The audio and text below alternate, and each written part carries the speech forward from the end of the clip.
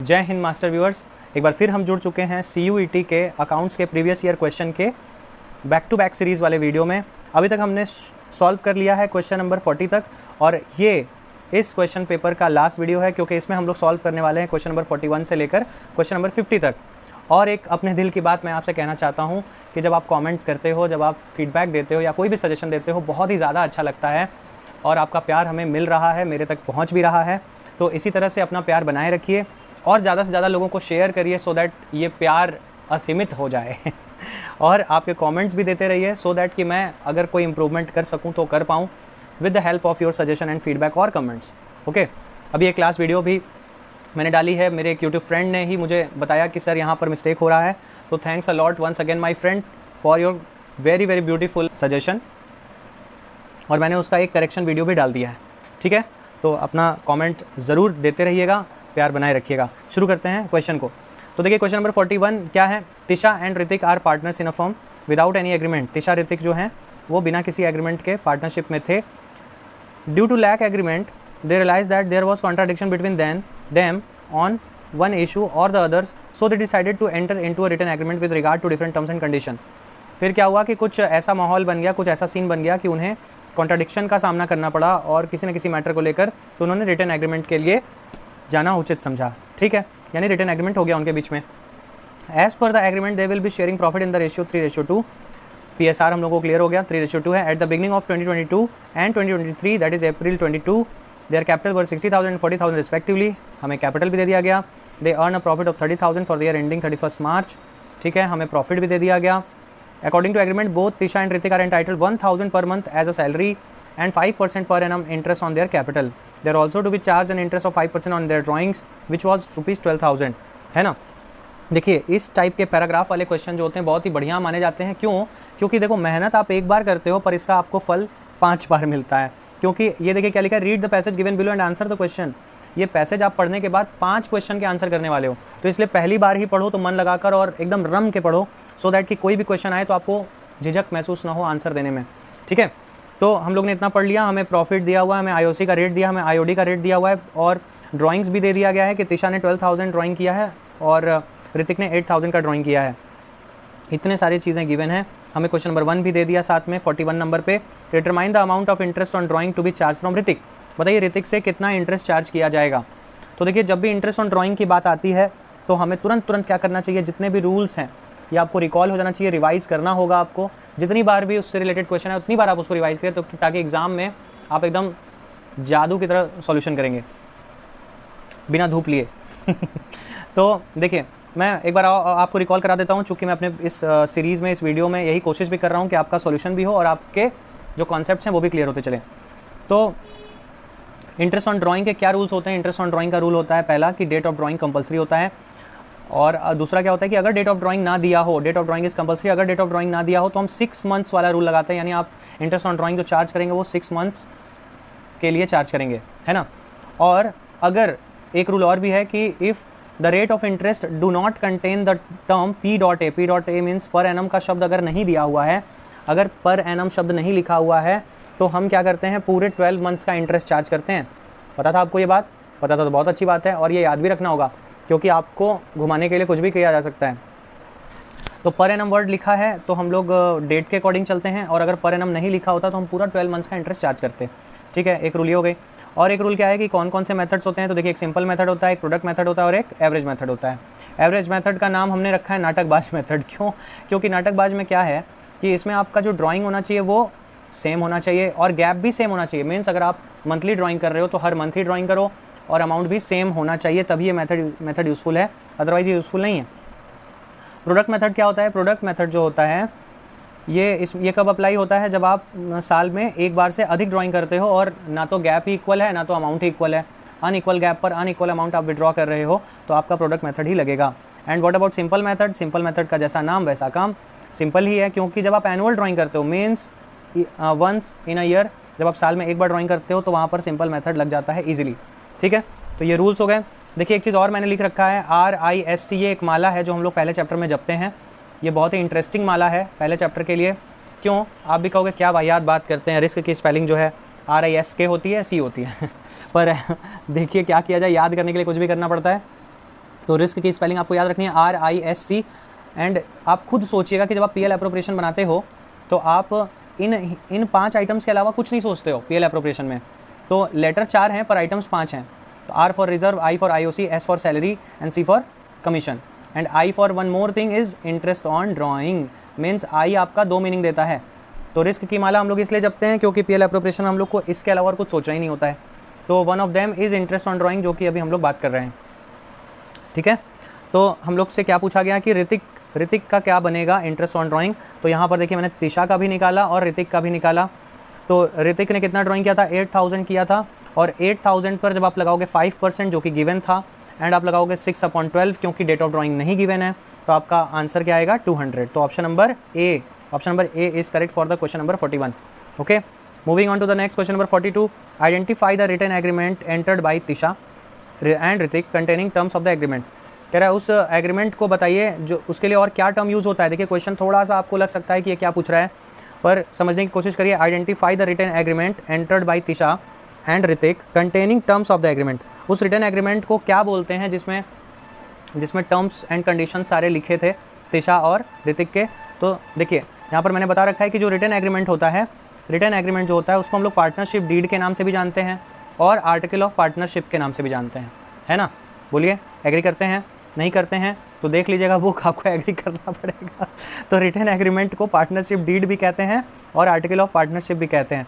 तो मेरे ऑप्शन में क्या क्या है, past adjustment partnership and partnership deed. Yes, option number C is right. हम लोग से यही पूछा गया था कि रिटन एग्रीमेंट को और क्या कहा जा सकता है, तो डीड कहते हैं। ओके, चलिए क्वेश्चन नंबर 43। क्वेश्चन नंबर 43 पे क्या लिखा है, identify the account in which salary of Tisha will be transferred when capitals are fixed, है ना। तो अब आप बताइए, आपको ये बात याद है कि पार्टनर्स कैपिटल को हम लोग कितने तरीके से शो कर सकते हैं। एक तरीका होता है फिक्स्ड कैपिटल, एक तरीका होता है फ्लक्चुएटिंग कैपिटल, याद है। अब देखिए फिक्स्ड कैपिटल को मैं बुलाता हूँ जड़ बुद्धि। फिक्स्ड मतलब क्या, ये चेंज नहीं होगा। कुछ लोग होते हैं ना जो जड़ बुद्धि होते हैं, उनको बात समझ में नहीं आती है। और फ्लक्चुएटिंग कैपिटल को हम लोग बुलाते हैं फ्लेक्सिबल। फ्लेक्सिबल मीन्स देखिए कोई भी बंदा हो, कोई भी पर्सनैलिटी अगर फ्लेक्सिबल होती है तो वो किसी भी माहौल में अपने आप को ढाल लेती है ईजिली। तो फ्लक्चुएटिंग कैपिटल में हम लोग को मेहनत कम पड़ती है, फ्लक्चुएटिंग लोगों के साथ, फ्लेक्सिबल लोगों के साथ मेहनत कम करनी पड़ती है। बट फिक्स्ड जो जड़ बुद्धि होते हैं, इनके साथ आप अपना सिर पटक के खून फेंक दोगे पर ऐसा होगा कि इनको जल्दी समझ नहीं आएगा। But not talking about personality, यहाँ हम लोग को कैपिटल अकाउंट की बात करनी है। तो जड़ बुद्धि वाला जो कैपिटल है यानी फिक्स्ड कैपिटल है, इसमें हम लोग को मेहनत ज़्यादा करनी पड़ती है। इसमें हमें 2 अकाउंट्स बनाने पड़ते हैं, एक partners fixed capital account and एक partners current account. Fixed capital में तो कैपिटल फिक्स हो जाता है, बट पार्टनर्स करेंट में सारे जो अप्स एंड डाउन्स होते हैं, जो भी पैसा क्रेडिट और डेबिट हुआ होता है, वो सारा कुछ कहाँ शो होता है, पार्टनर्स करेंट अकाउंट में। और फ्लक्चुएटिंग में तो एक ही अकाउंट बनता है, partners capital account. Every adjustments are shown in partners capital account. तो आपसे क्या क्वेश्चन पूछा गया था बताइए, अब आपको आंसर अपना दिख रहा होगा। Identify the account in which salary of Tisha will be transferred when capitals are fixed. Capital fix हो तो कहाँ ट्रांसफर होगा, करेंट अकाउंट में। Option number D is right. चलिए फटाफट से आते हैं क्वेश्चन नंबर 44 पे। क्वेश्चन नंबर 44 क्या, determine the share of Hrithik in divisible profit. चलिए अब एक नाम आ गया डिविजिबल प्रॉफिट। क्या होता है डिविजिबल प्रॉफिट, और अगर आपको डिविजिबल प्रॉफिट निकालना है तो ये लीजिए आपके लिए एक शॉर्ट ट्रिक आ गया है डिविजिबल प्रॉफिट के लिए। देखिए ऐसे तो हम लोग जनरली PL एप्रोप्रिएशन बनाते हैं और मैंने बना भी दिया है, आप देख भी सकते हो वीडियो को पॉज करके, स्क्रीनशॉट ले करके आप देख सकते हो PL एप्रोप्रिएशन कैसे बनता है और आपको आता भी होगा बनाने। तो जब सारे एडजस्टमेंट्स हो जाते हैं, यानी कि IOC दे दिया गया, सैलरी दे दी गई, IOD चार्ज कर लिया गया, उसके बाद जो डिफरेंस अमाउंट आता है that is known as divisible profit. ये बात आपको पता थी ना? हाँ, आई होप कि आपको पता होगी। और इसी डिविजिबल प्रॉफिट को डिस्ट्रीब्यूटिव प्रॉफिट भी कहते हैं। तो चलिए आप अगर चाहते हैं कि आपको ये PL एप्रोप्रिएशन ना बनाना पड़े एग्जाम में CUET वाले, तो आपके पास एक छोटा सा ट्रिक बता रहा हूँ, ये आपके लिए बहुत यूज़फुल होगा कि आप आखिरकार वही काम करते हो, आप PL लेते हो, उसमें से IOC माइनस कर रहे हो, सैलरी माइनस कर रहे हो और IOD को ऐड कर रहे हो। तो इसी को देखिए हमने एक फॉर्मूले की तरह क्रिएट कर लिया। तो अब ये एक फॉर्मूला आपके लिए हेल्पफुल होगा कि जो भी प्रॉफिट हुआ होगा तो वो आप ले लोगे, या लॉस हुआ होगा तो वो आप ले लोगे। उसमें IOC माइनस करना होगा, सैलरी माइनस करना होगा, कमीशन दिया है तो कमीशन भी माइनस करना होगा, क्योंकि रिस्क की माला में क्या आता है जल्दी बताइए, RISC, interest on capital, interest on drawing, salary, commission. तो जितने भी ये डेबिट वाले आइटम है दिस ऑल आर एक्सपेंसेस, तो एक्सपेंसेस को हम लोग क्या करेंगे, माइनस करेंगे। And this IOD is stated as income, इनको हम क्या कर लेते हैं, ऐड कर लेते हैं। तो PL minus IOC minus salary minus commission plus IOD, ये हमको दे देगा डिविजिबल प्रॉफिट। तो हमारा डिविजिबल प्रॉफिट कितना आया, 1500। आप करके देख लेना आप खुद से भी। और इसको फिर किस रेशियो में बांटा जाएगा, डिविजिबल प्रॉफिट को हमेशा PSR में बांटा जाता है। तो PSR है 3:2 और हमने बांट दिया तिशा का आया 900, ऋतिक का आया 600। हमसे पूछा गया था ऋतिक का जवाब है 600, तो option number B is right. Okay, moving to question number 45। Question number 45 जल्दी से आओ, आज हम लोग बहुत स्पीड में कर रहे हैं। स्पीड से याद आया कि एक छोटा सा इन्फॉर्मेशन देना था आपको कि ये वीडियो तो ठीक है कंप्लीट हो गई, आज पहला पेपर कंप्लीट हो गया, पर नेक्स्ट वीडियो से मेरा पूरा कोशिश है कि मैं आपको जल्दी जल्दी वीडियो दे पाऊँ ताकि आपका प्रीवियस ईयर क्वेश्चन जल्दी से सॉल्व हो पाए। हम लोग total 5 previous year question paper को सॉल्व करेंगे और वो पाँचों PDF मैंने आपको भेज दिया है, ठीक है, टेलीग्राम के चैनल पे, अपने टेलीग्राम चैनल पे भेज दिया है। आप डिस्क्रिप्शन से ये डाउनलोड कर लेना, लिंक जाकर देख लेना, वहाँ पर से आपको सारे PDFs मिल जाएंगे। और अब आगे मैं 5 प्रीवियस ईयर पेपर BST के भी डालूंगा, इकोनॉमिक्स का भी डाल दूंगा, तो आप बस ज्वाइन कर लो जल्दी से चैनल को, सारे अपडेट्स भी मिलेंगे आपको और आपको सारे PDFs भी मिल जाया करेंगे, ठीक है। तो select the amount that will be provided to Tisha as interest on her capital. बताइए तिशा को कितना इंटरेस्ट दिया जाए, बड़ा ही आसान सा सवाल है ये, फ्री ऑफ कॉस्ट है ये। तो तिशा जो है कितना कैपिटल लगाई थी 60,000। देखिए मैंने एक चीज़ बता रखा है कि अगर आपको ये आता है तो बहुत अच्छा, नहीं आता है तो सीख लो कि 10% अगर किसी भी वैल्यू का निकालना हो तो बस लास्ट डिजिट उड़ा दीजिए। तो 60,000 का अगर 10% निकालना होता तो ये हो जाता 6,000, बट आपको कितना चाहिए, आपको चाहिए 5%, तो जस्ट आधा कर दो, 6,000 का आधा 3,000। तो answer number A, option number A is right, आपका 3,000 आंसर है, ठीक है। अगर आपको मेरी वीडियोस अच्छे लगते हैं तो प्लीज़ सब्सक्राइब कर दीजिएगा। ये मुझे बोलने में बहुत अजीब लगता है क्योंकि आजकल तो ये ऑटोमेटिक कर देते हैं, पर फिर भी एक रिक्वेस्ट अपनी ओर से, हम्बल रिक्वेस्ट फॉर यू कि आप ये ज़रूर कर लें। और जैसे आपको नीड है वैसे और भी बहुत से स्टूडेंट्स हैं जिनको नीड है, आपका फ्रेंड हो सकता है, आपका व्हाट्सएप ग्रुप हो सकता है, तो आप इसको शेयर करिए सो दैट उनकी भी प्रिपरेशन हो पाए ईजिली, उनके भी कॉन्सेप्ट्स रिवाइज हो पाएँ ईजिली और मुझे और लोगों का प्यार मिले। ओके, चलिए क्वेश्चन नंबर 46 पे आते हैं और एक बार फिर से हम लोगों को पैसेज वाले क्वेश्चन से ही सामना करना है और बहुत ही अच्छा होगा कि हमें पैसेज वाले क्वेश्चन से सामना करना है क्योंकि पढ़ेंगे एक बार, मेहनत करेंगे एक बार, फल पाएंगे 5 बार, है ना। तो के limited invited application on 3,000 equity shares of 100 each at a premium of ₹20। क्या क्लियर हो गया? के लिमिटेड है कोई कंपनी जिन्होंने एप्लीकेशन 3,000 शेयर्स के लिए मंगाया और 100 रुपये का एक शेयर है, premium ₹20, for application ₹50, on allotment ₹50 and final call ₹20। एक बार जरूर क्रॉस चेक कर लीजिए कि क्या टोटल 120 हो गया। तो 50 एप्लीकेशन, 50 अलॉटमेंट, 100 एंड 20 हो गया। Application also includes premium amount. अरे वाह, देखिए इससे एक बात याद आ गई कि अगर प्रीमियम किस में है ये बात क्लियर ना हो, किस इंस्टॉलमेंट में है नहीं क्लियर है, तो आपको क्या करना होता है, आपको लेट करना होता है, सपोज करना होता है कि वो अलॉटमेंट में आएगा। Okay, but in this question it is very clear कि प्रीमियम कहाँ है। Application also includes premium amount, application में है वो प्रीमियम। ओके, इट मीन्स कि premium is ₹20 in application and ₹30 is face value for the application. ठीक, चलिए total application कितने का आ गया? टोटल एप्लीकेशन आ गया 4,000 शेयर्स का and allotted on pro rata basis. Wow, and excess amount adjusted towards allotment. Excess amount कहाँ adjust हो गया? अलॉटमेंट में। 1 share holder holding 600 shares did not paid allotment money. एक भाई साहब, एक बंधु आ गए दिमाग ख़राब करने, 600 शेयर वाले, इन्होंने अलॉटमेंट मनी नहीं दिया but paid it with final call. Paid it with final call means कि उन्होंने, कितना अच्छा आदमी है, बाकी लगा के दे भी दिया। नहीं तो अधिकतर हम लोगों ने जो सॉल्व किया होता है प्रोराटा वाले क्वेश्चन में कि जो डिफ़ॉल्टर होता है वो डिफ़ॉल्टर रह ही जाता है, उसका पैसा हमें जब्त करना पड़ जाता है और उसकी शेयर होल्डिंग कैंसिल करनी पड़ती है, आपको भी याद होगा। बट ये जानता था शायद, इसीलिए इसने ऐसा नहीं किया, पैसा बर्बाद हो जाता ना। तो final call amount received in full, final call का भी पैसा हमको पूरा मिल गया। ओके, मतलब डिफ़ॉल्टर आया पर पल भर का था, फिर वो उसका डिफ़ॉल्ट भी ख़त्म हो गया। तो चलिए क्या पूछा गया हमसे, देखा जाए। Calculate the amount adjusted in share allotment account. Share allotment में कितना रुपया एडजस्ट होगा? तो एकदम सिंपल सी बात है कि जितने शेयर्स एक्सेस हो जाएंगे हमारे पास, जितनों को हम नहीं दे पाएंगे शेयर, उतना हमारे पास एक्सेस हो जाता है। तो 1,000 शेयर्स पे ₹50 से हमारे पास एक्सेस हो गया। कैसे आया ये 1,000? तो देखिए 4,000 एप्लीकेशन आई थी, 3,000 शेयर्स हमारे पास देने को था, तो 1,000 शेयर का एक्सेस हो गया। तो ₹50 से देखा जाए तो ₹50,000 एक्सेस मनी हो गया इन अलॉटमेंट। तो हमारा option number C is right for the question number 46। 47, calculate the amount received at the time of allotment. चलिए ये थोड़ा सा ट्रिकी है। क्या है इसमें कि आपको अलॉटमेंट के समय कितना रुपया मिला ये बताना है और पूरी कंपनी का हिसाब बताना है, ना कि सिर्फ किसी एक बंदे का। तो देखा जाए कि पूरी कंपनी के कितने शेयर्स हैं, 3,000 शेयर्स हैं और हमें चाहिए कितना था अलॉटमेंट पे, हमें चाहिए था ₹50 से, है ना। तो देखा जाए तो हमें चाहिए था पूरे 1,50,000 रुपीज़। बट आपको पता होगा कि अभी हमने ऊपर देखा कि ₹50,000 एक्सेस मनी था जो कि अलॉटमेंट में एडजस्ट हुआ, तो क्या ये रुपया फिर मिलेगा? नहीं। तो पूरे 1.5 लाख में से 50,000 ये लेस हो गया। अब हमें दिख रहा है कि 1 लाख रुपीज़ हमें तो अब मिल ही जाना चाहिए, बट याद करिए उस बंधु के बारे में जिसने आपका पैसा रोक दिया, अलॉटमेंट में नहीं दिया। तो eight the time of allotment उस बंधु का कितना रुपया बकाया होगा। अब देखिए, अगर आप यहाँ पर अपना फर्स्ट ड्राफ्ट प्रिंसिपल लगाएंगे, आप पहली थॉट से करेंगे तो आप रॉन्ग कर देंगे, क्योंकि आप ये सोचेंगे कि 600 शेयर वाला बंदा था, 50 रुपये से उसका अलॉटमेंट बनता था, तो 30,000 रुपये उसका नहीं मिला। नहीं, ऐसा नहीं है, क्योंकि ये वही बंदा है जिसने एक्सेस मनी भी दिया होगा। कैसे फाइंड आउट करते हैं कि एक्सेस मनी इसका कितना होगा, इसका बाकी कितना होगा। तो देखिए, जब भी प्रोराटा होता है तो आपका एक रेशियो बनता है। तो आप देख पा रहे हैं ना, 4000 एप्लीकेशंस को 3000 दिया गया था, यानी 4:3 का रेशियो बना था। बोलिए, बना था कि नहीं? तो 4:3 का रेशियो बना, तो इट शोज़ कि 3 = 600 शेयर जो कि बंधु होल्ड करके बैठा है। तो बताइए 4 = हाउ मच शेयर्स? तो 4 = 800 शेयर्स हो जाएगा कि नहीं हो जाएगा?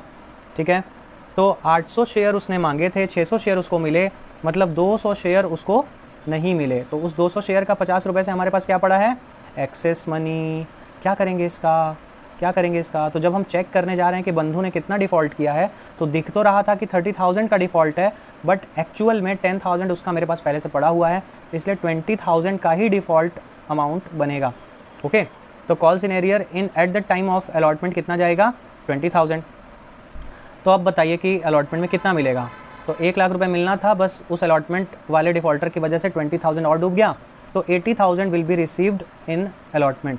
तो क्वेश्चन नंबर 47 में क्या 80,000 ऑप्शन में है? Yes, C is the right answer for question number 47। Moving to question number 48, और ये देखिए चुटकी बजाते ही हो जाएगा, एक में ज़्यादा समय लगा और एक में कम लगेगा। ऐसे ही क्वेश्चन को डिज़ाइन किया भी जाता है। Calculate the amount of arrear in allotment eight the time of allotment. कितना रुपये बाकी था? देखिए एकदम क्लियर एक ही बंधु था जो बाकी लगाया था, 20,000 उसका ड्यू था, तो 20,000 will be the right answer, option number B. Option number B is the right answer for question number 48। अब बात करते हैं क्वेश्चन नंबर 49 की। क्वेश्चन नंबर 49 आपसे क्या पूछा है? Calculate the amount received in final call that includes arrear also. बताइए, कितना मस्त क्वेश्चन है ना। फाइनल कॉल के समय पे कितना अमाउंट रिसीव हुआ, और याद रखना है आपको कि इसमें अरियर वाला पैसा भी मिल गया है। तो बहुत ही सिंपल है, ज़्यादा टाइम इसमें भी नहीं लगना है। आपको पहले चेक करना है कि पूरी कंपनी के जो शेयर होल्डर्स हैं उनसे आपको कितना रुपये चाहिए था कॉल्स पे। तो 3000 शेयर्स पे आपको 20 रुपीज़ से चाहिए था, यानी 60,000 रुपीज़ आपको चाहिए था। बोलिए है कि नहीं? और कोई डिफ़ॉल्टर है क्या कॉल्स में? कॉल्स में कोई डिफ़ॉल्टर नहीं है ना? नहीं, तो इसलिए पूरा 60,000 आपको ये भी मिलेगा, एंड वो जो 20,000 रुपीज़ जो आपका बाकी था वो भी मिलेगा, है ना। तो कितना मिलेगा? 60,000 + 20,000 = 80,000 रुपीज़ आपको रिसीव होगा eight the time of calls. ठीक, तो ये हो गया क्वेश्चन नंबर 49 का ऑप्शन नंबर ए, क्योंकि ए पर ही मिल रहा है हम लोग को 80,000। तो ये हो गया right answer for question number 49। Moving to the last question, question number 50। Question number 50 क्या है? 50 आइए देखते हैं। What will be the rate of interest on calls in arrear if article of association is silent? है ये question, देखिए आपके theoretical part से है। रेट ऑफ इंटरेस्ट बताना है कॉल्स इन एरियर पर। शॉक मत होइएगा, कॉल्स इन एरियर पे इंटरेस्ट देना होता है, मिलता है, एंड कॉल्स इन एडवांस पे हमें इंटरेस्ट देना होता है। ठीक है, तो अकॉर्डिंग टू रूल्स हमें interest on calls in arrear receive होगा तो maximum up to 10% per annum receive हो सकता है। ठीक है, इस बात को आप याद रख लीजिए। अगर कोई बाकी लगाता है तो हम उससे 10% तक का ही चार्ज कर सकते हैं, बट अगर कोई हमें एडवांस दे देता है, कॉल्स का पैसा अलॉटमेंट में दे देता है, तो हमें उसे ब्याज देना पड़ सकता है अप टू 12% पर एनम। कितना गजब बात है ना, मतलब लेंगे कम देंगे ज़्यादा। चलिए क्या कर सकते हैं, रूल बना हुआ है तो। एंड ये ऐसा क्यों कहा article of association is silent? तो इसके बारे में आपको बता दूं कि आर्टिकल ऑफ एसोसिएशन क्या होता है, पहले ये क्लियर है। आर्टिकल ऑफ एसोसिएशन जो होता है वो इंटरनल अफेयर्स, यानी कंपनी के अंदर के अफेयर्स के लिए बनाए गए रूल्स होते हैं, जो कि कंपनी को खुद बनाने होते हैं। बट अगर कंपनी AOA नहीं बनाती है, साइलेंट करने का क्या मतलब कि AOA नहीं बनाया गया है कंपनी द्वारा, तो ऑटोमेटिक टेबल F के रूल्स अप्लाई हो जाते हैं। And table F includes all the readymade rules made by the law, जो कि इसमें मेंशन होता है। ठीक है, तो table F of schedule 1 of companies act 2013 में एकदम साफ साफ लिखा होता है कि एक कंपनी को क्या रूल्स अप्लाई करने चाहिए फॉर इंटरनल अफेयर्स। तो जैसे आप रेडीमेड कपड़े खरीदते हो, वैसे रेडीमेड रूल्स भी मिल जाते हैं कहाँ पे? टेबल F में। तो ये थोड़ी कॉन्सेप्चुअल बातें हो गई। मे बी ये भी एक क्वेश्चन बन सकता था कि बताइए अगर AOA साइलेंट है तो कहाँ से रूल अप्लाई होता है? तो टेबल F से रूल अप्लाई होता है, जो कि कहाँ मेंशन है? कंपनीज एक्ट 2013 के शेड्यूल 1 में मेंशन है। ठीक, तो अब आपको आपका आंसर मिल चुका है कि rate of interest on calls in arrear क्या लगने वाला है। तो वो लगने वाला है 10% पर एनम तक का इंटरेस्ट लग सकता है। तो answer number C, option number C, 10% per annum will be the right answer. ठीक है, तो ये हुआ हम लोगों का आज previous year question, first previous year question and, और हम लोग मिलेंगे अब नेक्स्ट वीडियो में। हाँ, एक बात आपसे ये बतानी थी कि नेक्स्ट वीडियो से I am trying to upload all the videos as fast as possible. तो कोशिश ये रहेगी कि वीडियो एक हो पर हम लोग ज़्यादा क्वेश्चंस जो हैं उसमें टच कर पाएँ। तो अभी तक हम लोग 10 क्वेश्चंस का टारगेट ले रहे थे, अब मैं इस टारगेट को बढ़ाने जा रहा हूँ और अब कोशिश होगी कि मैं एक साथ क्वेश्चन नंबर 1 to 25 सॉल्व करूँ, यानी कि 2 वीडियो में आपका एक प्रीवियस ईयर ख़त्म। और इसी तरह से प्रीवियस ईयर क्वेश्चन के सारे जो हैं पेपर्स हम लोग सॉल्व करेंगे, अकाउंट्स के और BST के भी, बिफोर योर CUET एग्ज़ाम। कब है आपका CUET एग्ज़ाम, याद है ना? 15, 16, 17 में आपके सारे कॉमर्स के डोमेन सब्जेक्ट्स हो जाएंगे। 16 को आपका इकोनॉमिक्स है और 17 को आपका अकाउंट्स और BST है। तो जम के मेहनत करिए, अब लापरवाही नहीं चलेगी, ज़्यादा दिन नहीं बचे हैं, उल्टी गिनती शुरू हो चुकी है और इस उल्टी गिनती में मैं आपके साथ हूँ। तो वीडियो को लाइक करिए, शेयर भी करिए, क्योंकि जैसे आपको ज़रूरत है वैसे सबको ज़रूरत है। ओके, ऑल द बेस्ट, जम के तैयारी करिए, टेक केयर।